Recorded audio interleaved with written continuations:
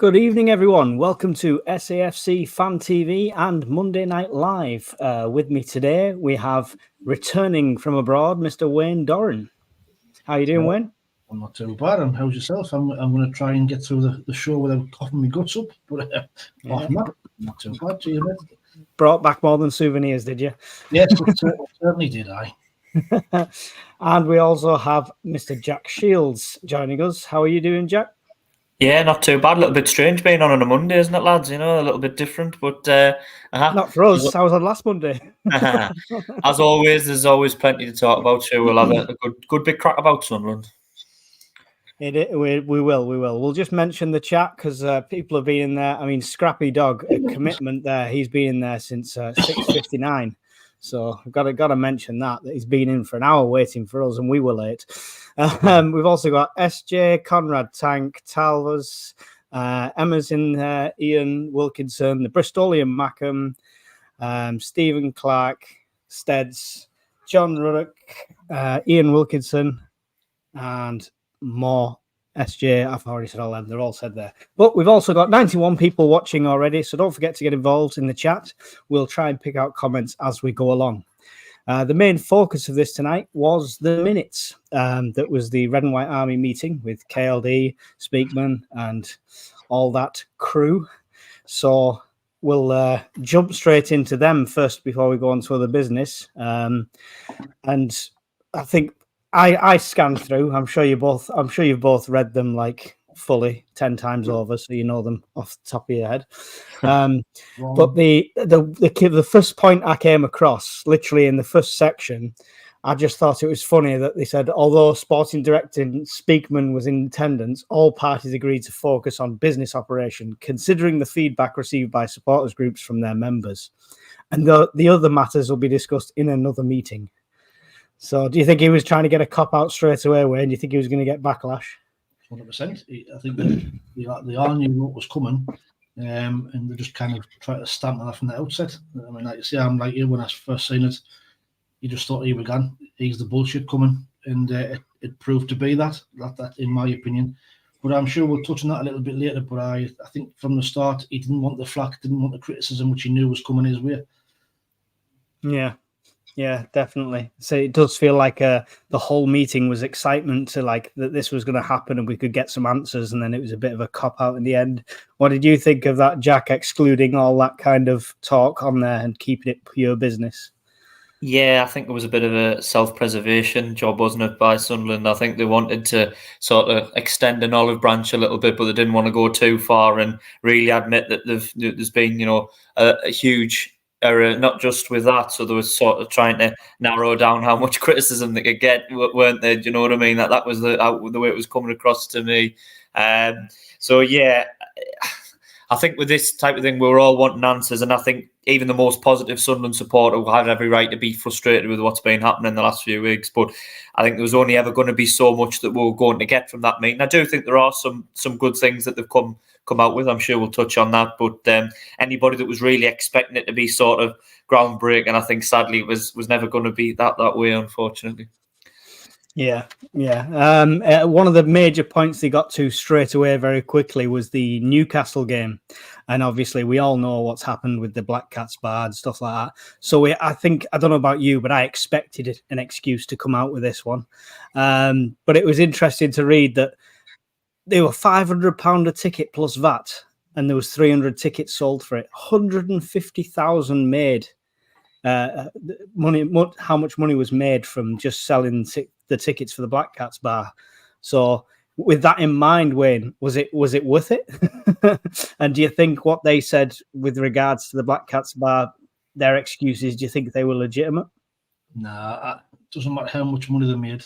It shouldn't have happened. End of story. We know it was done purely for to make money.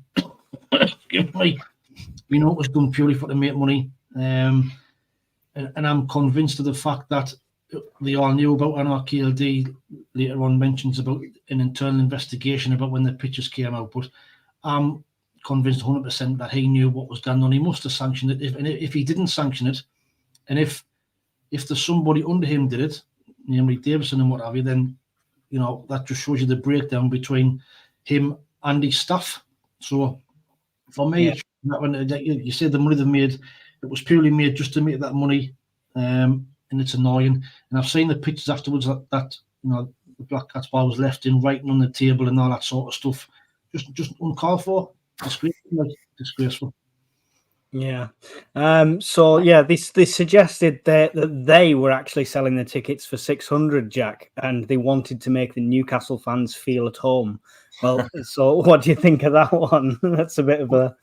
I agree with what Wayne says. It doesn't matter how much money, the embarrassment and degrading nature of the way that it came across the Sunderland fans, the amount of money wasn't really relevant. And I actually think there's one or two slight mid-truths going. I don't think they've sold that many. I don't think they've made that money for them. I don't think they've made that much money for it. So where that figure's come from, I think they were trying to soften the blow on themselves by saying that. But it doesn't matter what they say. Every Sunderland supporter has every right to be absolutely raging about what happened in the Black Cats bar. And their excuse is sort of, well, we wanted to cover over the Sunderland signs. Well, I get that, and that makes sense. But you cover them over, you put boards up or whatever it is, that's fair enough. No Sunderland fan would have been minded about that. What we absolutely categorically do mind is Newcastle putting pro Newcastle banners up and memorabilia and whatever you want to call it, iconography, black and white, and taking the mick out of us on our own ground. It's in. It just shows a real lack of how out of touch they are, I think, with certain aspects of the ownership of our football club. One thing that I didn't get as well was the fact that they came out in the minutes and they says, they requested the 15%, which is what they're entitled to by the FA Cup. And we just bent over and went, yeah, you can have it. Surely there would have been something in there that says, actually, yes, Newcastle are entitled to 15%, but in the interest of logistics, in the interest of safety, we're not letting you have 6,000. I'm sorry, you're getting your normal 3,000 at every derby game that you get at the top of the North Stand. That's where you're going. And with all due respect, you're not getting 15%, right? Yeah, you're entitled to that. And then they could have come at it from a safety perspective and said Northumberland Police and SAFC have got together and said that. So the fact that they just accepted that there was going to be 6,500 Newcastle fans, and then the whole hoo-ha about moving Sunderland supporters, it was a catalogue of errors, wasn't it? Yeah, you'd have liked to have seen them just put up a bit more of a fight, even if the end result was the same. Is that what you're saying? Yeah.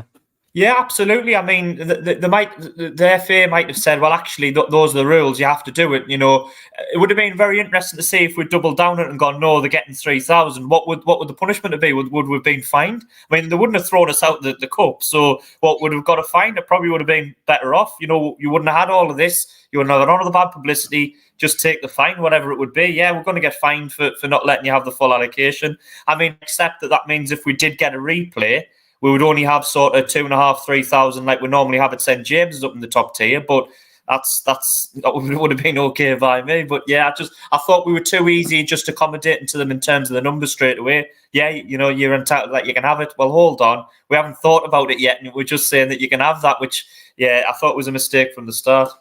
Yeah, I feel like they didn't really hold the hands up. It was kind of an apology. It wasn't an apology or an admission of guilt. It was more like trying to pass the buck. Like we expected them to cover them up and put generic signs, but they did this. So I was definitely not impressed with that one. And I also might as well. I mean, I do see in the minutes here that about the Steve Davis, a note of the club branding and iconography was present in the space, and to ensure it wasn't damaged, the club agreed with Newcastle to cover these with generic designs and requested for these to be submitted. So that just tells you that they knew about it. Just tells you they knew about it. Yeah, that's what it sounds like. Does that read between the lines that we're letting them letting somebody else dictate what they're putting on? That's asking for trouble, isn't it? Oh yeah, you'll cover them up on what you're going to cover them up with. Oh, it doesn't matter as long as you cover them up. You can have anything you want. But of course they're going to put Newcastle things up, black and white things up.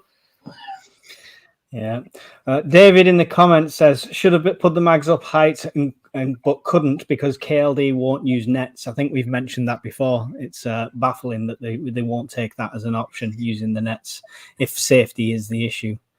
SJ says they always say that they'll learn from it, but nothing gets done. It's exactly what RAWA's opening statement was about, them feeling like they're wasting their time, useless, and won't back up what they say. Yeah, that is interesting because they opened their statement on the actual minutes by saying, at the end of their statement, they said, I won't go through the whole thing. They basically said, we might just give up doing this.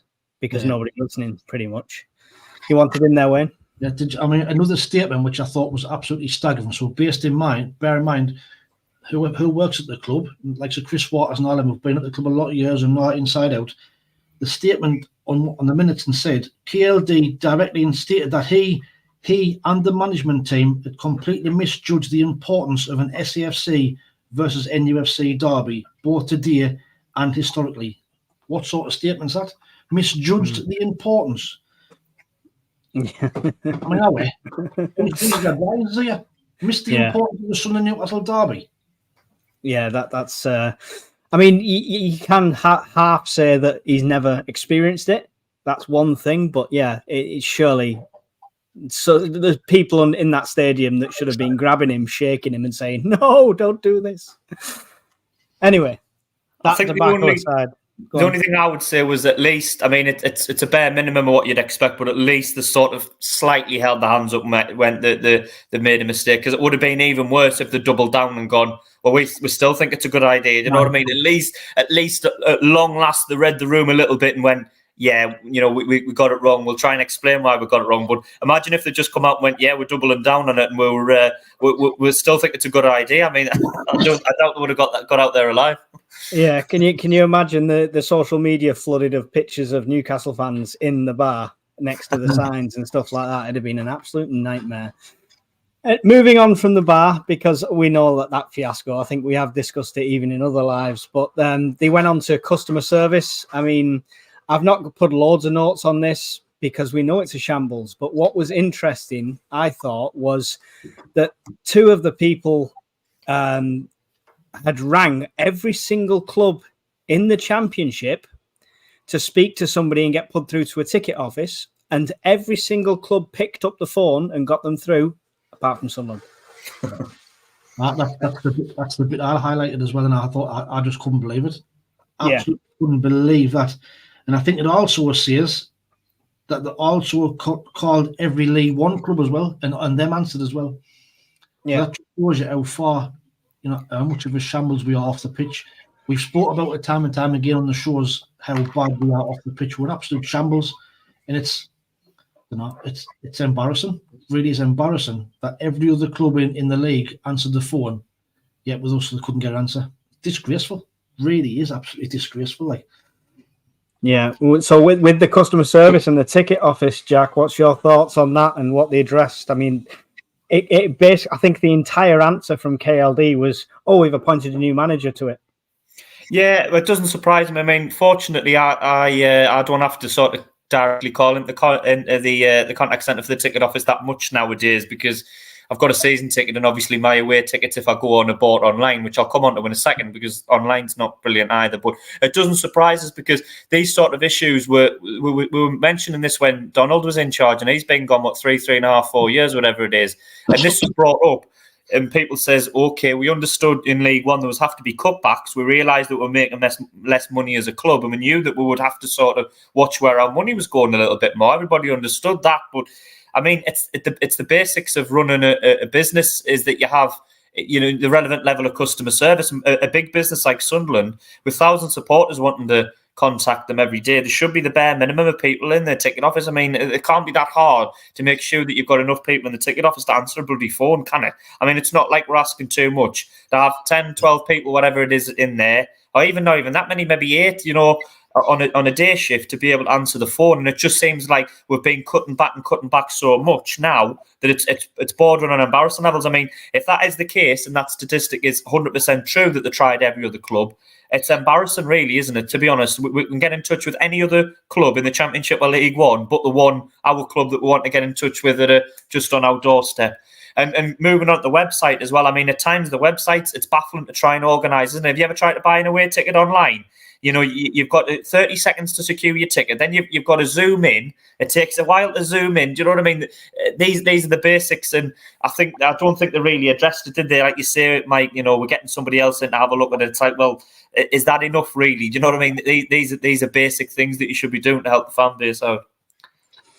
I think appointing a new manager, obviously, if that was the failing, is the right step in the right direction, but why would you let that many staff go in the first place? How's it got to that stage? You know, surely when you were making these cutbacks, you could foresee a little bit of this backlash. What the hell's customer service for?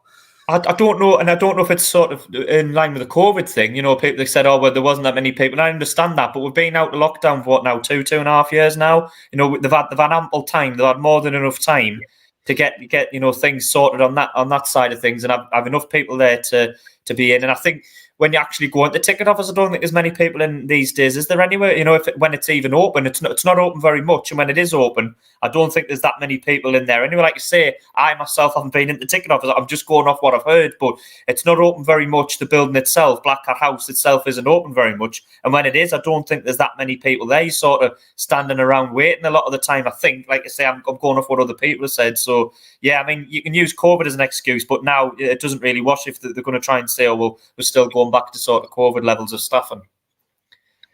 Yeah.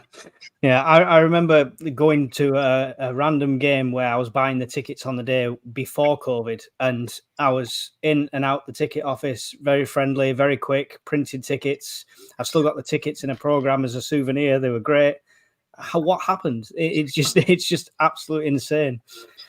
So have we got either of you got any further points on the customer service and ticketing side of things? Because ticketing's kind of on that as well. There was the apparent £5 charge for printed tickets for the FA Cup. And they didn't know that was happening. Who put this charge on, and where did it magically come from? What do you think of that one? Yeah, I don't believe that for a second. I don't. It's just, if that is the case and they didn't know, it's baffling. It's even more embarrassing than what's gone on before. You know, somebody has made that decision somewhere. Nobody just, the ticket office people haven't just said, right, we'll just charge you £5 to make some money. It's an absolute disgrace. And just honest words fail us of how bad that is. We're supposed to be a Premier League club or a so-called Premier League club, and we've run like a non-league. In fact, non-league teams are run better. I know, I helped run one. We wouldn't stand for it. Get Mike in. That's what we need. You get involved. No, I'm putting myself up to replace Beale, not the board. Not doing any of that. Was there anything? I'm just having a look, Mike. There wasn't anything mentioned about. Didn't some of the tickets have League One or something on them? There wasn't. Nothing was in the minute. I couldn't see anything in the minutes about that. I mean, unless I missed over that bit, there was nothing in there. But I did see the rumours on that one that they had the wrong printing on them. You charge an extra £5 and you can't even print them right. That would be even more of a shambles. Sorry, Mike, another thing on the customer service aspect, slightly different, but actually in the game, I think we could do a little bit better with the stewards and things like that, because the stewards, when you ask them questions in the ground and things like that, they don't seem to know anything. And some of the things that they're pulling you up for, that they're going, I noticed it on Saturday, they go up every 15 minutes. You know, why? The one lad, where I sit in the southwest corner, he's a steward, and he walks all the way up the top and then walks straight back down again. And I know that's the policy, but I just don't understand what the point in that is, really. And then they're too bothered about checking people coming out of in and out of the south stand. You know, they're suddenly frisking you when you're walking near. Oh, have you got a ticket? And another thing as well, one little thing that frustrates some people, at half-time in a lot of other away grounds, I go to a lot of other away grounds, actually open the doors a little bit if people want to have like a vape or a cigarette or whatever, and they open the gates just at half-time and then shut them again. We don't. We refuse to do that. Most of the grounds do that. So little things like that, you know, I mean, those are very, very minor things, I must admit, but I think it could be improved actually between the steward and actually inside the stadium light as well. Yeah, definitely. We'll go to a couple of comments just so we don't lose track. I'm only going to pick out a few guys in the comments. There's 187 of you watching. Really appreciate you being here. If you can smash the like button, it really does help us out as well. So Ian Wilkins says, spot on. They don't understand the club. He needs some type of advisor who knows the club. Which we've said his advisors don't seem to be any help to him at the moment. David Evans said, I genuinely think if we were in their place for a replay, we'd have got 2,000. I think on the allocation. Jimmy Storko, any relation? But proves Davison is not a lifelong SAFC supporter like he makes out. He's mad, isn't he? He did mention he'd support it. I think he said it in the actual minutes as well, I believe. Emma says, I'm dreading trying to renew season tickets because I've got to go to the box office. On that, I think the conclusion of the ticketing part was them just trying to say, look, we're doing something, we're listening. They said that they've confirmed that non-digital tickets, season tickets, would continue to be available next season. So I also heard as well, I don't know if it was true, but apparently at the end of the game, all the Wi-Fi, like the Wi-Fi things went off in the bars, so they were getting free drinks at the end of the game and all. I think it happened all around the ground. But I heard that as well. I read that anyway. I read that there was a lot of Newcastle fans getting free drinks. Yeah, rumours galore. I'm not sure. It's a lot of this stuff didn't seem to be on there or addressed on there, did it? So, right, okay. So the stadium. Now we've had Emma in here before ranting about hand dryers not working.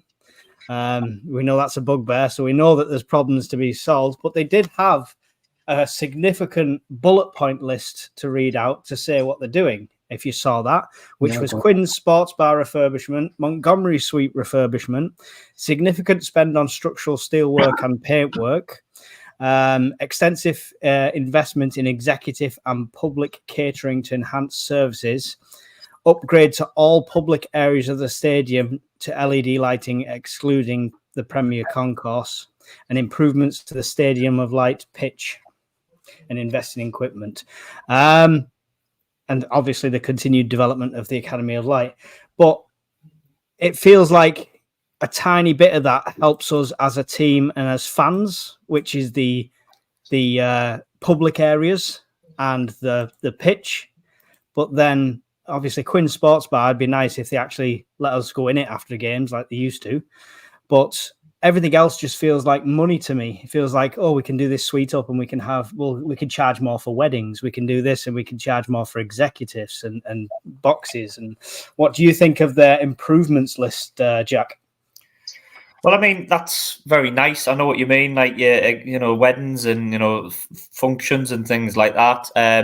I think I've only ever been in Quinn's Bar once or twice, and I think I've only ever been in the Black Cats Bar once or twice. So that type of thing, make the bars nice. But what's more concerning for me is just the general upkeep and maintenance of the Stadium of Light is actually quite poor.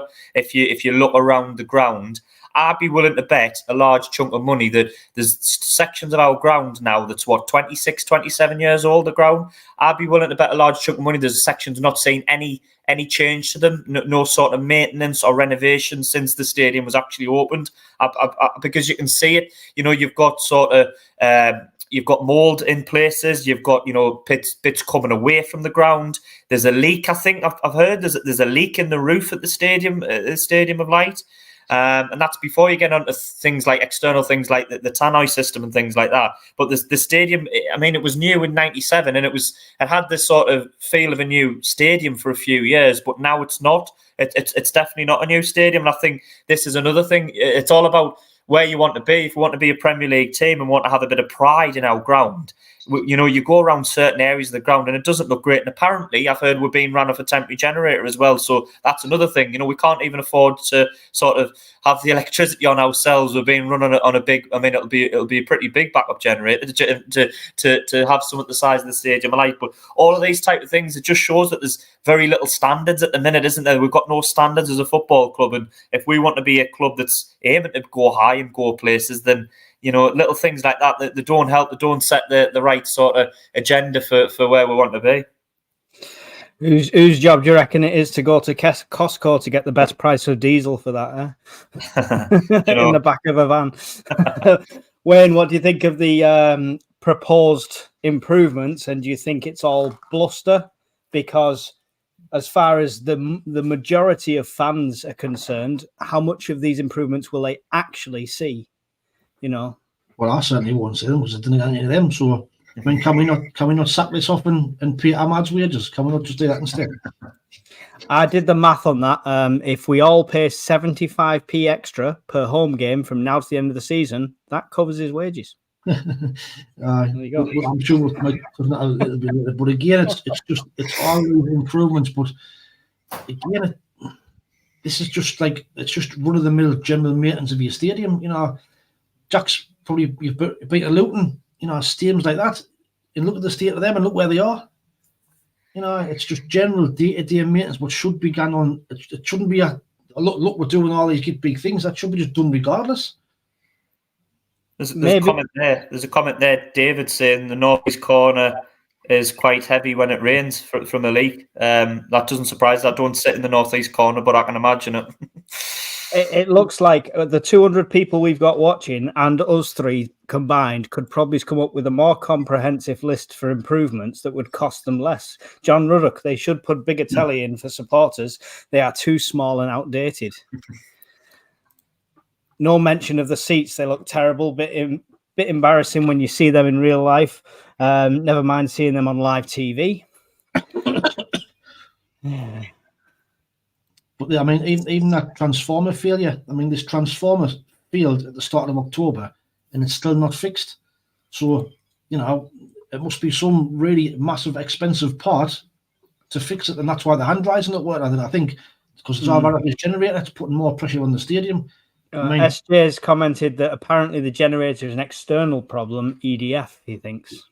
And another thing is the sound system as well. The sound system's either absolutely blazing loud that you can't, you know, you're sort of wincing, or it's too quiet that you can't even hear, you know, whoever it is, Frankie, or whoever it is shouting. So that needs to be improved as well.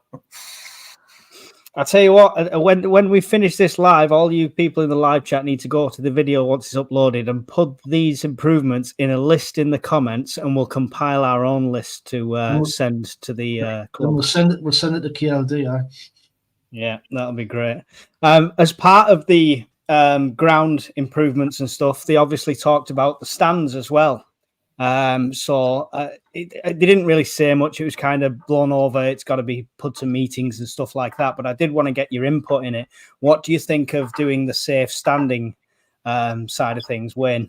I think it's a cracking idea. I mean, it's been spoke about for a good couple of years now, and I think other grounds do it. I think Tottenham they've got it in their stadium and a few other ones in the Premier League. So I think it's a cracking idea, and I think it should have been brought in long before now. I don't really see what the issue is to have a section in the ground where it's safe standing. I don't say what the massive issue is. So for me, I mean, they're saying there, they explain that some risks, including migration, must be eliminated before safe standing can be implemented. Here, the club has started to tackle migration over the past 18 months. It has reduced, but additional work needs to be done. Investment in real seating is being discussed at the next board meeting, and fan consultation will begin immediately, subject to board approval. So again, just seems like a fob off, and yes, it's in the pipeline, but you know how long down the line's going to be. But for me, it's a no-brainer. It'll help with the atmosphere in the ground and all, I think, as well. You know, if you look at Saturday was flat as out, absolutely flat as out on Saturday. Do you think there's a safety aspect though? Because obviously there's a reason we went to all seating in Premier League and stuff like that. I think back in the day though, it was different. Now it's a lot different. I mean, you can organise it a lot better. You know what you like in Roker Park where the standing was, everybody packed like sardines. But there's ways to mitigate that, you know. So I just think in this day and age, it's easily done, I think. Yeah. Right, Jack, what's your thoughts on the safe standing thing? Yeah, I think Wayne's pretty much covered it. I think it can be done as long as you do it in the right way. I mean, we're all wanting to be safe when we go to the ground, but I do think that if you can get a section standing, it does improve the atmosphere. I think you can get everybody sort of singing in together a little bit more when you're all stood up. I mean, me personally, where I am in the southwest corner, I actually stand most of the game anyway. Do you know what I mean? I mean, if a steward came and sort of played hardline with us and went, "No, you'll have to sit down," it's a seating stadium, I would sit down. But as long as I'm standing, and I'm being safe when I do it, and I'm not sort of jumping around or I'm not causing an obstruction, I don't see why that can't be done. However, I think it'd be much easier with the real seating as Wayne's already said. Do you know what I mean? So I think if we can get a section of the ground like that and maybe trial it and see how it goes, I definitely think that's worth doing. Another thing I want to pick up on in relation to that is the actual where the where the away fans are as well, because I think moving the away fans up to the north stand, I've always said I think it was a mistake. I understand why they did it, because I think it was primarily we were going to Newcastle away and being put up a height, so that we sort of did it tit for tat to a certain extent. But I think it's negatively impacted on the atmosphere in the sort of 10 or 12 years it's been there. Is it 2012, I think, or 2013 they moved up there? I think, everything's geared towards having the away fans in the south end of the ground. And maybe we would have to move this singing section, but I think that's something that needs to be looked at, because you talked about when fans from away supporters are bringing stuff into the ground and throwing it down, and maybe the netting would be an option to resolve that. But I think that's something that maybe needs to be looked at as well, because the atmosphere is nowhere near as good as it used to be. Yeah, definitely. Conrad said that he thinks Celtic have safety seats, standing seats can be fixed upright and rails. Emma said stand in the south stand. Anyway, that's why I moved, because kids couldn't see.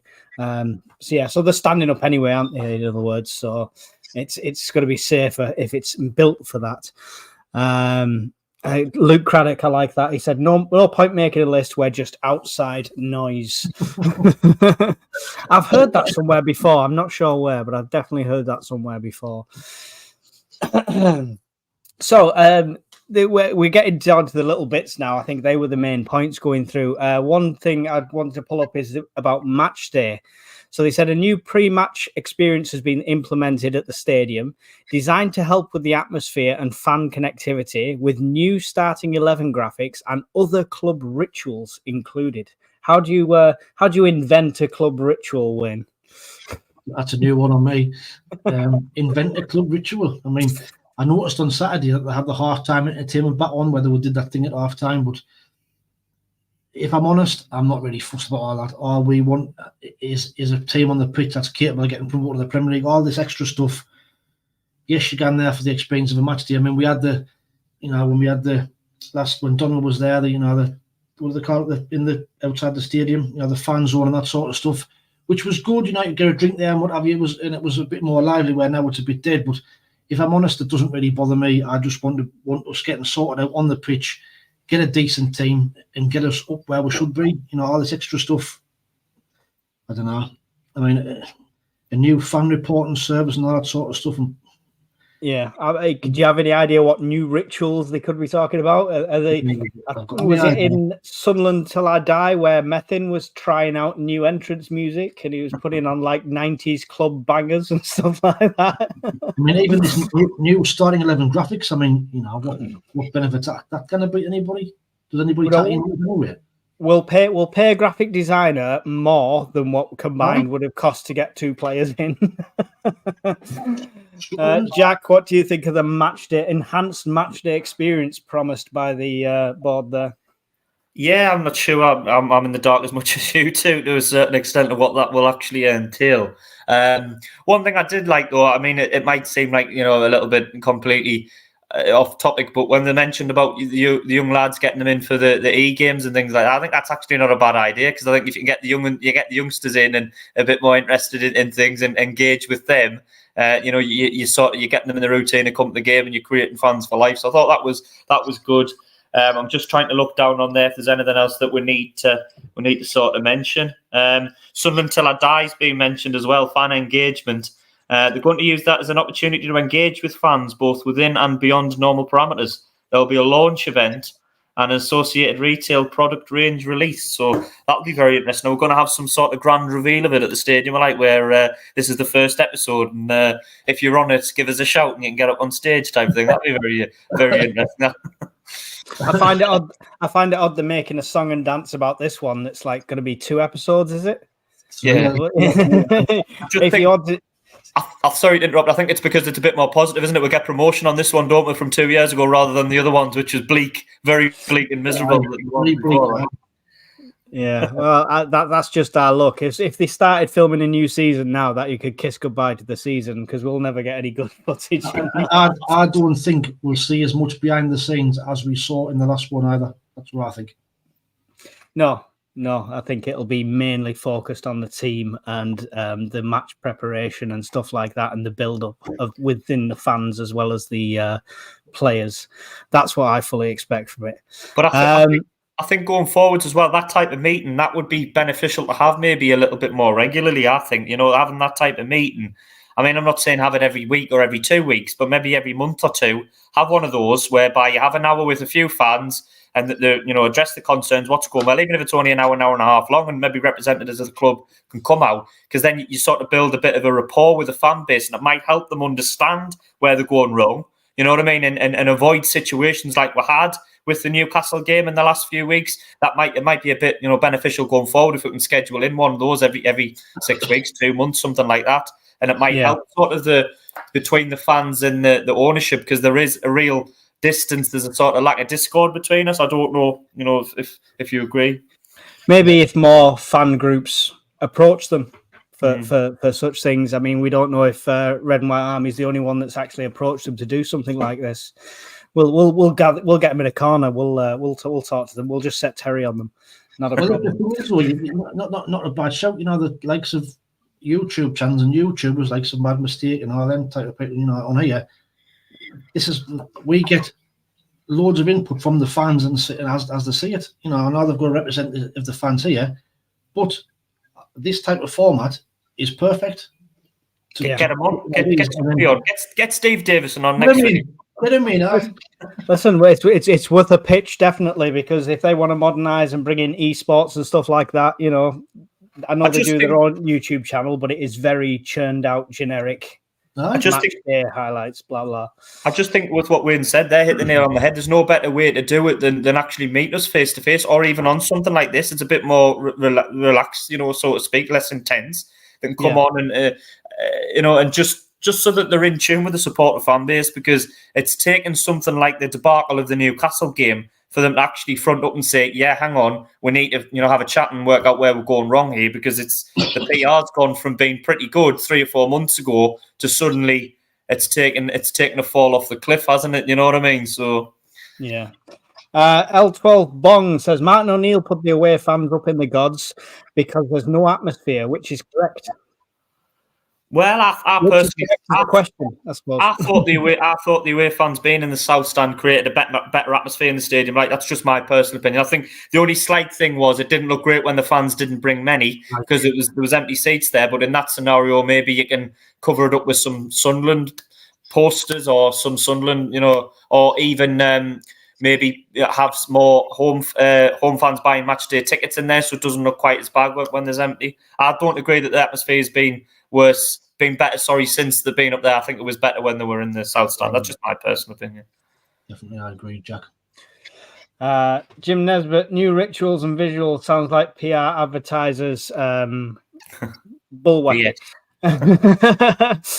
We've got 200 people watching. Get your comments in and your questions in now, because I think we've come to pretty much the end of the minutes, unless you guys have got any specific points I've not brought up that you'd like to raise. KLD concluded, he says he feels he has a better understanding of the recent frustrations experienced by the fans. He has never been more excited by the future, and he hopes to experience many more good moments alongside the club's supporters. He probably's rehearsed saying that a lot more than I did, because it sounds like to me, it does sound like it's rehearsed. So we'll have to just wait and see. I mean, nothing can go as badly, surely, from their perspective. Nothing can go as badly as the whole Newcastle game and other things have gone in the last 2 or 3 months. So surely they've learned a lesson, and if they haven't, well, God help them. Well, that's it. If they haven't learned the lesson from what's happened, then they haven't got any future here. No, you're right. They might as well go. They might as well go. There's already, the comments we've seen on the channel, how many people are against them now anyway because of what's happened, and some people, in certain, with me included, I don't think there's any way back for them from what they've done. Unless they really invest and really spend some money and show some ambition on the pitch. So already getting all this off the pitch stuff sorted out as well, and we know it's bad, but without the team playing well and getting promoted, all this doesn't matter. Yeah. So, yeah, definitely. Ian Wilkins says, bring back selling peanuts, but we'll not be able to chuck them at players taking a corner. Well, Ian, if you've got kids in primary school like me, you'll know you can't even say the word peanut without some child inflating like a balloon. So I don't think they're going to do that one. There we go. Ian Donaldson said we are paying peanuts, not selling them. One point on there that I noticed that they're currently in discussions about the pricing discussions. It'd be interesting to see what the prices are for next season. Yeah, yeah, it would be interesting. I'm gonna pull him up just because he's trying so hard. This is like his third comment to try and get me to mention Darlington FC. I'm sure he's got shares in the new club as Ian, but yeah, he's there's his comment there. Jay Taylor said Cloughie would have sorted this lot.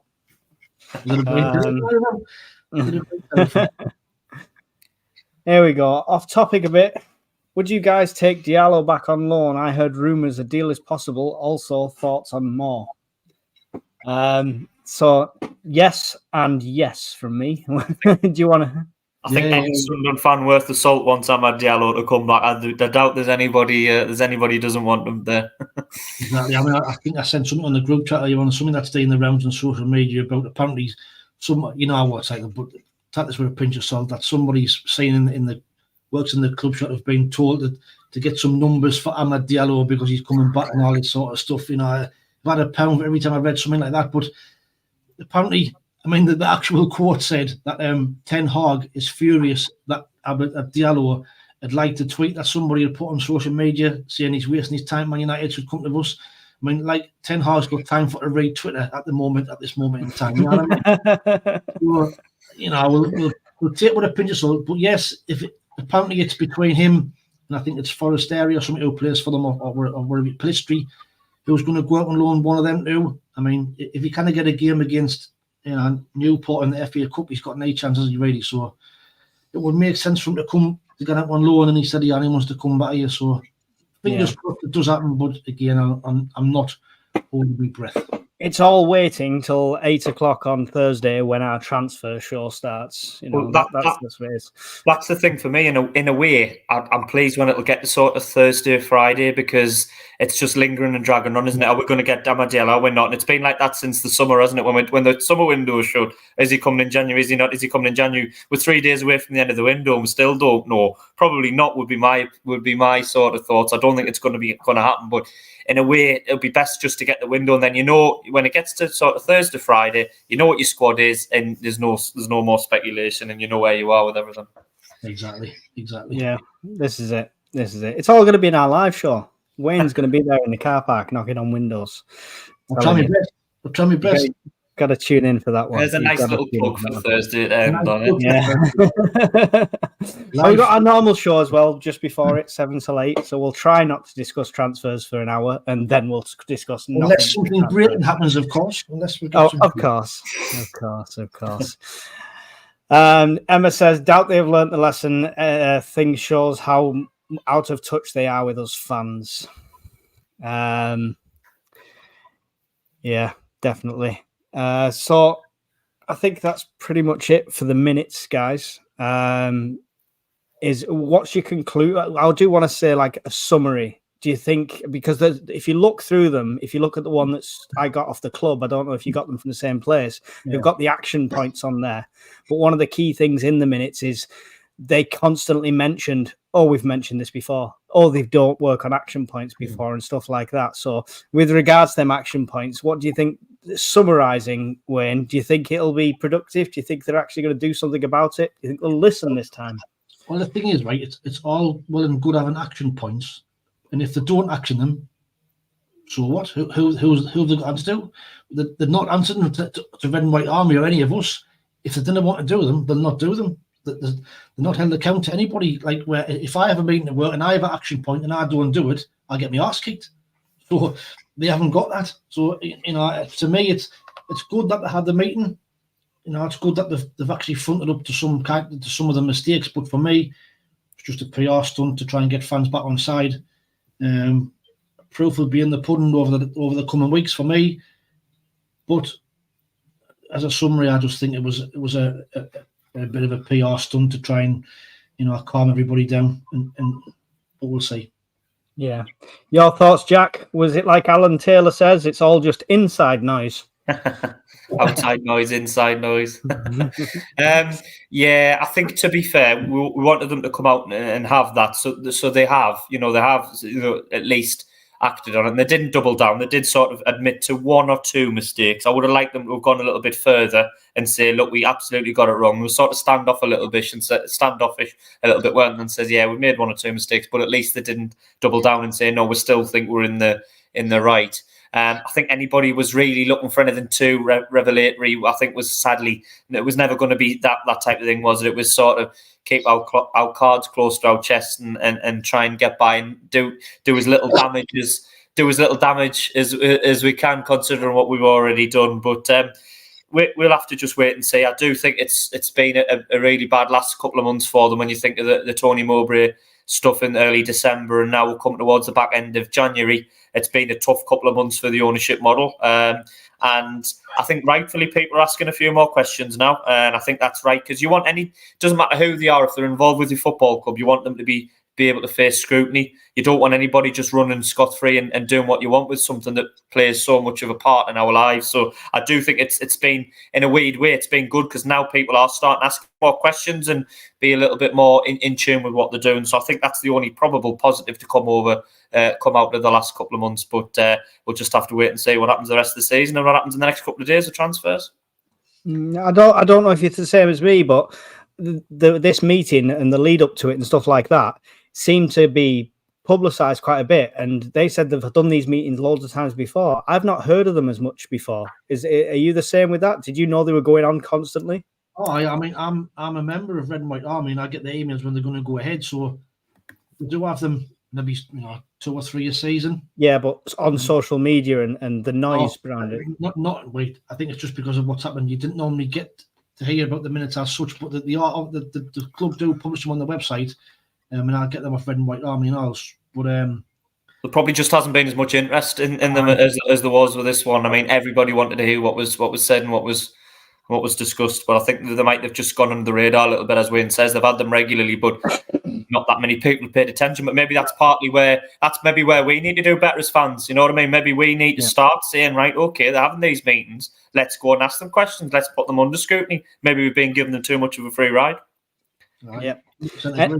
As I said before, anyone watching this now, if you comment on it afterwards and put it in the comments, I will go through them and I'll make a list of SAFC Fan TV questions, and we'll submit the non-sweary ones to people. Rooston has scored 2 goals in the under-21s against Leeds tonight. Yeah, I saw that Rooston was in there. That's really cool. Pembele has got an assist now. Excellent. Pembele scored, has he? Pembele got an assist and Rooston scored 2, I think, so far. All right, that'll do. That'll be him not played on this week then. Well, I mean, just before we get off, I mean, there's reports that this Leeds left back stroke centre back's coming in and all, Leo Hjelde. I didn't know much about him. The Leeds fans, probably he's quite a decent player. They're not the very best players that he's leaving. But again, if he can play left back, he's 6'2". He's might be a welcome addition. Yeah, definitely. Currently with the injuries and stuff like that as well. Right. Before we leave, I will plug everything I possibly can. So if you want to get involved with SAFC Fan TV, go on the channel. There's an email on there. You can email us. There's on-camera and off-camera roles, as Conrad always tells you. Make sure you chuck us an email if you want to be involved. It's great. You don't get anything in return apart from shameless self-promotion. On that fact, don't forget to subscribe to Wayne's channel, Only Fools and SAFC, and my channel. And I think Jack's not got a channel on there. You'll have to find him on OnlyFans like the rest of us. Twitter's there. Well, yeah, on my Twitter's there, JS1994. If you want to follow us and listen to me crack mainly about Sunderland, another 1 or 2 off-colour slightly remarks I might make from time to time, but I'm there if you want it. Excellent. And most of us will be back on Thursday because it's going to be a long night, and I'm sure a lot of us will all make an appearance. So, Jack, do you want to say your goodbyes? Yeah, see everybody later, lads and lasses. Thanks for joining us. Gwen? Yeah, like what Jack says, thanks for watching. And that was a bit of an off topic and what have you, but nice to have a Monday night show. Been a while since I've been on, thoroughly enjoyed it. Thanks for everybody who watching and commented. And we'll see you on Thursday in some way, shape or form. Yep, and thanks for me. And as soon as Wayne's healthy again, I'm going to retire back into the corner I belong and stop hosting. So no, you're doing a fantastic job. Well, thanks for joining us. All of you, hit like, subscribe, and all that jazz. See you soon.